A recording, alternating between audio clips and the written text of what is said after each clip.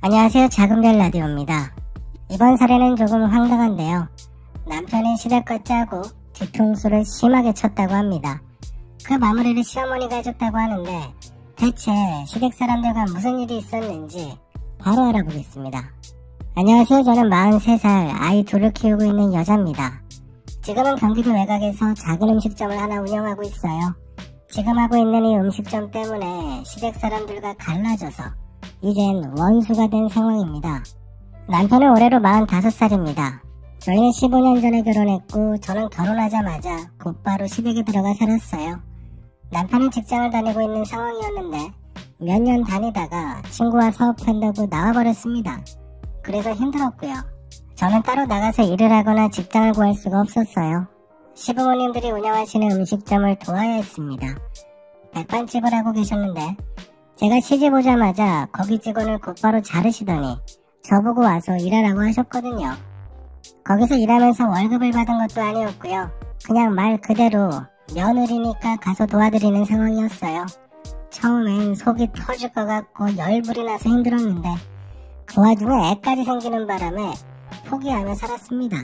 생판 아무도 모르는 시댁에 내려와서 지내다 보니 이야기할 상대도 없었고 그렇다고 남편은 사업한다고 끈 풀린 개마냥 이곳저곳 전국 일주를 하고 다니고 있고 저 혼자 시댁에 묶여서 집 지키는 개처럼 살았습니다. 그냥 팔자가 그런가 보다 하고 다 내려놓고 지냈어요. 그런데 그때부터 슬슬 요리에 관심이 생기더라고요. 시부모님이 하는 식당에서 요리를 하게 되면 바로바로 손님들의 반응을 볼 수 있잖아요. 그게 참 재밌었습니다. 백반집이다 보니 이것저것 반찬들을 다양하게 준비해야 됐고 6가지 반찬이 있다고 하면 손님들에게 칭찬을 받는 반찬은 늘 제가 만든 것들이었고요. 이 집 며느리가 솜씨가 좋다면서 점점 칭찬도 받기 시작했습니다. 특히 시아버님이 엄청 자랑하셨습니다. 며느리가 잘 들어왔다고 하시면서 아주 든든하다고 하셨고요. 문제는 그런 모습을 저희 시어머님이 엄청나게 싫어하셨습니다. 그러다 나중에는 주방을 막아버리셨어요. 주방 근처에도 오지 말라고 소리를 지르시더라고요. 저 때문에 손님들이 다 떨어져 나가겠다고 하셨거든요. 그래서 주로 홀에서 멍하니 앉아서 가게를 봐야 했습니다. 집 지키던 개에서 음식점 지키는 개가 된 것 같았어요. 그러다가 주변 음식점 하는 분들과 친분이 쌓이게 되었고 그 중에 제일 친했던 분도 음식점 사장님이신데 코다리찜을 하는 가게였어요. 고향이 강원도라고 하면서 명태에 대해서 이것저것 이야기도 많이 듣게 되었습니다. 코다리찜 사장님은 저보고 손맛이 좋다고 하면서 자기 음식점에서 일하면 좋겠다고 아쉬워하시더군요. 거의 5년 가까이를 반나절은 그 코다리찜 음식점에서 보낸 것 같습니다. 그냥 제가 좋아서 찾아갔어요.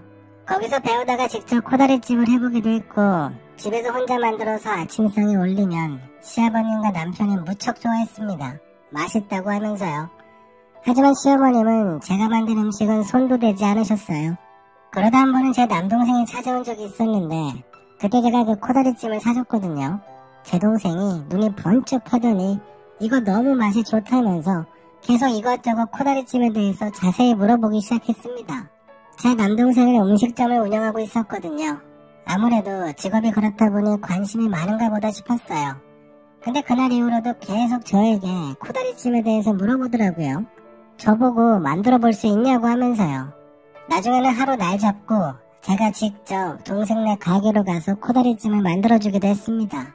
지금 생각해보면 그때 거의 면접 같은 걸 본 것 같네요. 동생은 제가 만든 코다리찜을 먹자마자 눈빛이 또 바뀌었습니다.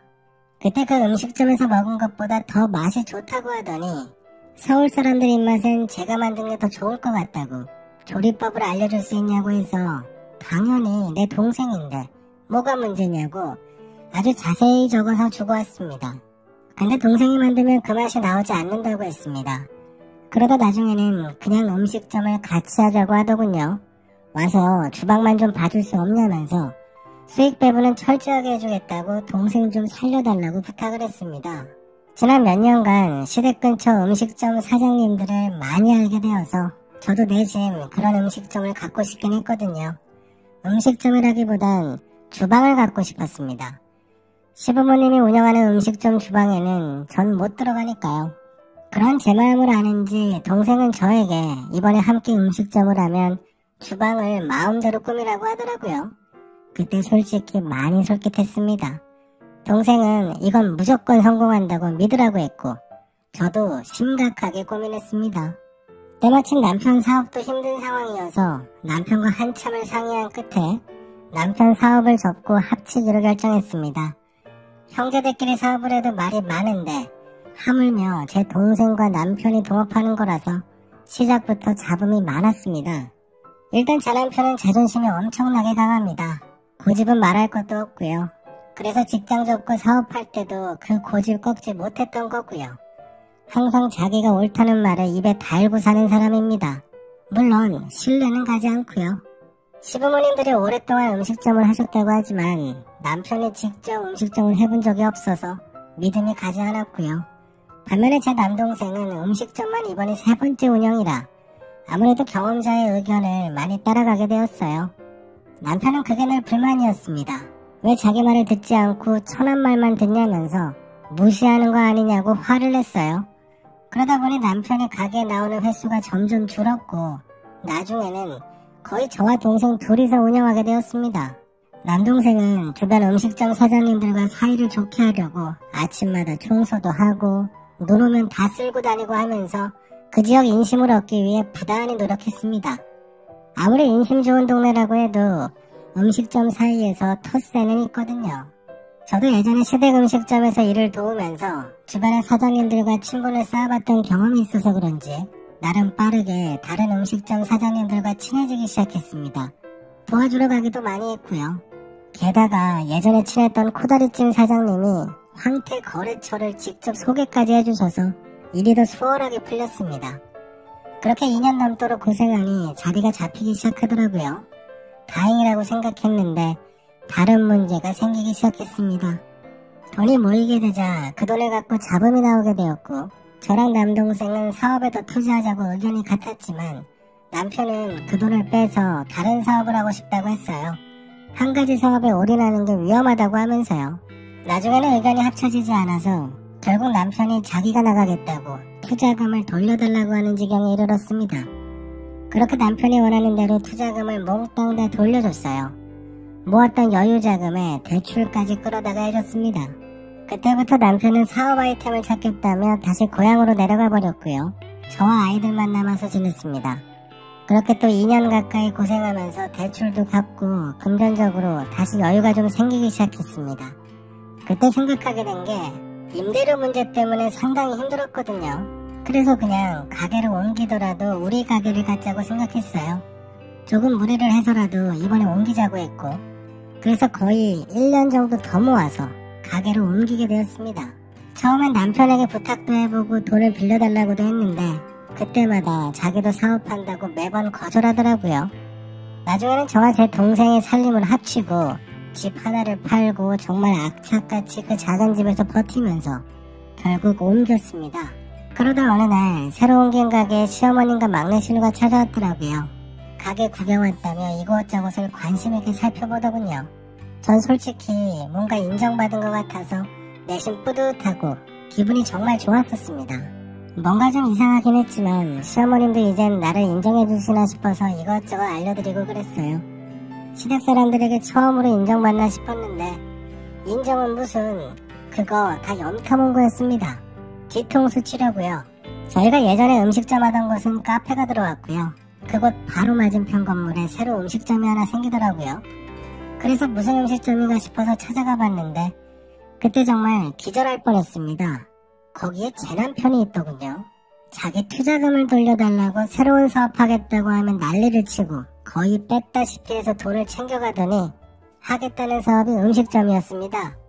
게다가 그 위치가 그 건물 맞은편이었고요. 심지어 메뉴도 같았어요. 그냥 남들이 보면 원래 하던 음식점을 새로 리모델링해서 길 건너편으로 옮긴 것처럼 보일 정도였어요. 거의 모든 부분을 다 비슷하게 만들었더라고요. 차려주는 기본 반찬부터 물컵 색깔까지 그냥 똑같았습니다. 그날 그 모습을 보고는 저는 길바닥에 주저앉았고요. 제 남동생이 찾아가서 이게 무슨 짓이냐고 가족끼리 서로 덮지는 못할 망정 죽이려고 작정했냐고 난리를 쳤고 남편은 그때마다 웃으며 자긴 떳떳하다고 하더군요. 가게는 막내 신우 이름으로 열었고 이번에도 남편은 동업하는 형식으로 들어갔더군요. 모든 게 똑같았습니다. 다만 막내 신우는 남편 말을 잘 듣고 무시하지 않겠죠. 남편이 차린 음식점 때문에 저희가 타격이 엄청 컸어요. 관할 관청에 가서 따져봐도 강제로 할 수 없다고 하고 따로 소송을 하라는데 그마저도 딱히 방법이 없었습니다. 그렇게 3개월을 지옥에서 살았습니다. 그때 스트레스를 너무 심하게 받아서 왼쪽 어금니까지 빠져버렸거든요. 정말 매일 찾아가 싸웠던 것 같아요. 어떻게 같은 가족끼리 심지어 내 남편이 그럴 수 있냐고 난리를 쳤고 남편은 계속 왜 예전에 자기를 무시했냐고 처남하고 둘이서 내 말을 무시하고 듣지 않아서 직접 차렸다면서 저보고 두고 보라고 자기가 옳았다는 걸 보여주겠다고 하더군요. 아니 우리가 한 걸 그대로 따라하는 주제에 뭘 보라고 하는 거냐고 저도 같이 되받아 쳐줬고요. 남편은 왜 또 무시하냐고 소리를 지르고 끝이 없었어요. 그렇게 저희 부부는 그 3개월 동안 매일같이 싸웠고 나중에는 결국 이혼했습니다. 이혼을 하게 된 이유가 남편이 저희 가게에 직접 찾아와서 난리를 쳤거든요. 아니 저보고 자기 가게에 와서 일을 하라는 거예요. 그 소리를 제 동생 앞에서 마치 들으라는 듯이 했습니다. 그래서 제가 굶어 죽으면 죽었지 거기 음식점에는 절대 갈 일 없다고 이참에 연을 끊자고 이혼하자고 했어요. 남편은 기다렸다는 듯이 그러자고 이혼하자 하더군요. 이혼까지 하게 되자 이젠 시댁 식구들이 아주 대놓고 올라와서 장사를 돕기 시작했습니다. 시어머님도 오셨어요. 막내 신혼에도 온 가족이 다 와서 돕는 것 같았고요. 건너편에서 그렇게 하는 걸 보니 속이 뒤집어졌습니다. 근데요, 남편 가게는 거의 6개월 만에 완전히 망했습니다. 이번에도 느꼈지만 음식점 망하는 거 한순간이더라고요.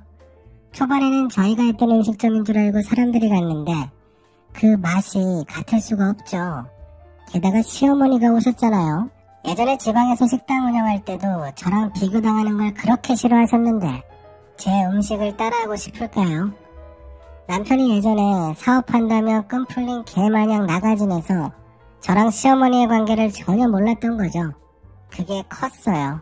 게다가 저희는 그 기간 동안 정말 더 악착같이 연구하고 노력했거든요. 특히 배달에 엄청 신경 썼습니다. 가게를 옮겨왔어도 전화번호는 그대로였거든요. 그리고 예전부터 단골분들이 부탁하시면 직접 배달도 해드렸었고 그런 단골분들 덕분에 배달 주문이 하나둘 늘어가고 나중에는 제가 직접 차를 몰고 배달 가기도 했습니다. 배달 나가는 음식에는 식당 할인권을 넣어서 거기에 바뀐 주소 약도까지 아주 자세히 손으로 적어서 붙였고요. 남편 음식점은 이제 완전히 신경 끄고 오로지 저희 음식점에만 몰두해서 아주 정신없이 했습니다. 그렇게 몇 달이 지나자 어느 날 10명이 넘는 손님들이 한 번에 우르르 들어오더라고요. 심지어 일행도 아닌데요. 그래서 무슨 일인가 하고 들어보니 남편 음식점에서 싸우고 왔다면서 맛이 너무 달라서 뭐라고 물어봤는데 주방에서 웬 할머니가 갑자기 뛰어나와서 욕을 하길래 먹다 말고 나와서 저희 가게를 찾았다고 하더라고요. 그냥 딱 들어봐도 시어머니 이야기 같았습니다. 자존심이 보통 강한 사람이 아니라서 기분이 많이 상했겠죠. 게다가 저랑 비교하니 오죽했을까요. 그러니 손님들에게 그 난리를 친 것 같았네요. 오랜만에 기분이 좋았습니다. 그날을 기점으로 손님들이 다시 점점 넘어오기 시작했어요. 입소문이 정말 무섭다는 걸 다시 한번 깨닫게 되었습니다. 한번 사람들에게 인식이 그렇게 박혀버리니 하루아침에 손님 발길이 끊겨버리더군요. 그게 음식점이 참 심합니다. 손님이 한번 줄기 시작하면 새로 오는 손님도 없거든요. 주로 음식점 주차장에 차가 많거나 홀에 손님이 많아야 새로운 손님도 늘어나기 마련인데 그게 줄어들기 시작하면 한 번에 절반 이하로 뚝 떨어집니다. 저희도 경험했었고요. 반면에 저희 음식점은 그때부터 손님이 늘기 시작해서 예전보다 많은 분들이 찾아주셨고 배달까지 늘어나서 정신없이 보내고 있었습니다. 그러다 보니 남편의 음식점은 완전히 잊고 지냈어요. 얼굴도 아예 잊고 살았습니다. 그러다 어느 날 막내 신우가 찾아왔습니다. 그때가 가게 마감 준비하는 시간이었거든요. 불쑥 찾아와서는 바닥에 주저앉아서 통곡을 하더라고요. 음식점이 망하게 생겼다고 좀 도와달라고 하길래 정말 어이가 없었네요. 신우 남편 쪽에서 돈을 엄청 끌어다가 와서 했는데 지금 손님이 아예 없다고 저에게 음식을 알려달라고 했습니다.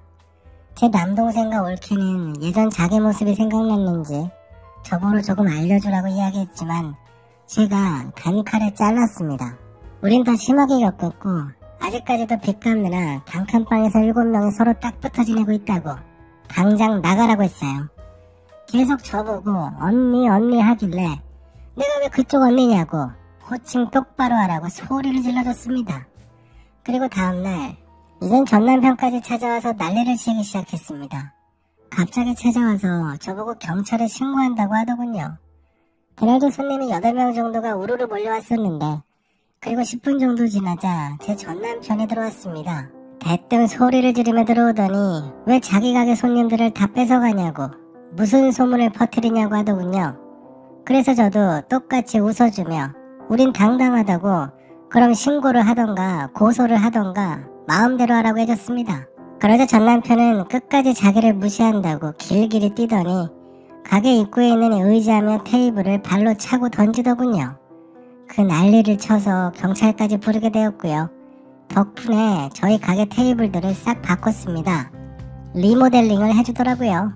리모델링 값을 줘서 열이 받았는지 이젠 시어머니까지 찾아와서 뭐라 소리를 지르길래 제가 국자 들고 쫓아가서 한마디 해줬습니다.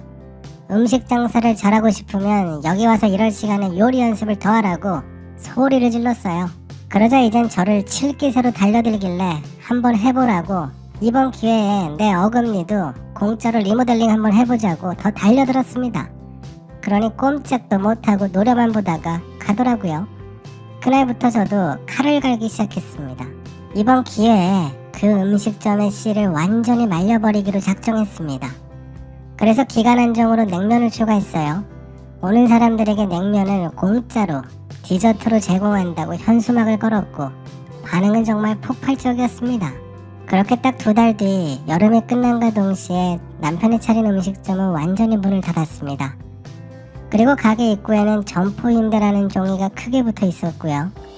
어느 날부터 장사를 접어버렸다고 소문만 들리더라고요. 그날 이후로 시댁 쪽에서 연락 한 번 오지 않습니다. 아이들 안 부려먹거나 그런 것도 없고요. 그냥 남입니다. 최근 막내 신우가 몇 번 찾아오긴 했었는데 올 때마다 어찌나 통곡을 하는지 나중에 또 오면 신고하려고요. 이번에 사업 망하고 이혼까지 당했다면서 가게 입구에 서서 계속 울다가 갑니다. 그래서 그때 이야기를 좀 들었는데 이번에 크게 망해서 다 철수해버리고 지방에 내려가서 원래 하던 백반집을 한다고 하네요. 그래서 막내 신우가 그 백반집 같이 하자고 했는데 전 남편이 왜 같이 하냐고 망하기 싫다고 잘랐다네요. 그것 때문에 저를 찾아와서 가게 입구에서 그렇게 울고 있는 거랍니다. 자기 오빠한테 뒤통수 맞았다면서요. 이제 보니까 뒤통수 치는 사람은 그게 마누라든 혈육이든 가리지 않는 것 같습니다. 이혼하길 정말 잘한 것 같아요. 다시는 그쪽 사람들하고 엮이는 일 절대 없습니다. 아무리 딱하다고 해도 2번 당할 일은 없습니다. 절대로요. 제가 준비한 사례는 여기까지입니다. 자기 아내가 하는 음식점을 망하게 할 정도면 정말 제정신이 아닌 것 같네요. 그냥 그 명태 들고 가서 한번 찜질을 시켜주고 왔어도 좋았을 것 같네요. 그게 반건조라서 짝짝 달라붙을 텐데요. 얼마나 스트레스가 심했으면 어금니가 지 혼자 빠지겠나요. 이빨도 버티기 힘든 스트레스였던 거죠. 그래도 이빨만 빠진 게 아니라 남편도 빼버리셔서 다행입니다. 절대 다시 받아주지 마세요. 그럼 남은 어금니도 빠질 겁니다. 오늘도 저희 영상을 시청해주셔서 감사합니다. 요즘 날씨 좋다고 방심했다가 감기 걸려서 고생했네요. 날씨든 사람이든 방심하지 말고 늘 조심해야겠어요. 지금까지 작은별 라디오였습니다. 감사합니다.